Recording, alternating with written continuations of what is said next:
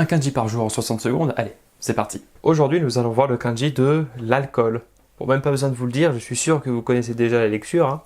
Sake.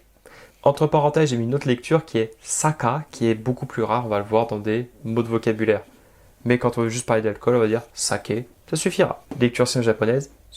Qu'est-ce qu'on reconnaît ici? Eh bien, c'est la clé de l'eau. Parce que l'alcool, c'est liquide. Donc, ça s'apparente un peu à l'eau. Clé de l'eau. Pour le tracer, je trace d'abord ma clé de l'eau. En 3 traits, comme ceci.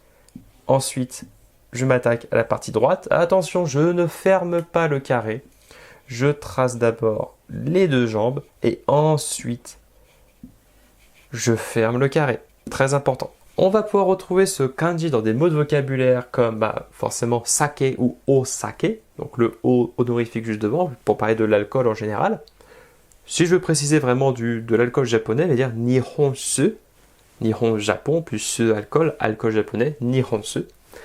Pour parler d'un lieu où on va boire de l'alcool, nous avons le izakaya, lecture saka à l'intérieur d'un mot, elle peut se modifier pour donner zaka. Donc izakaya. Nous avons aussi kinsu, kin, interdiction, plus ce, alcool, donc kinsu, un médecin peut nous le dire, abstinence d'alcool, ou alors kinsu, ça peut être la prohibition, pour dire que l'alcool est interdit. Et le dernier, nous avons le sakaya. Sakaya, donc alcool plus magasin, sakaya, un vendeur d'alcool, un magasin d'alcool. Si jamais vous connaissez d'autres mots de vocabulaire avec ce kanji, n'hésitez pas à donner en commentaire. Passez une bonne journée.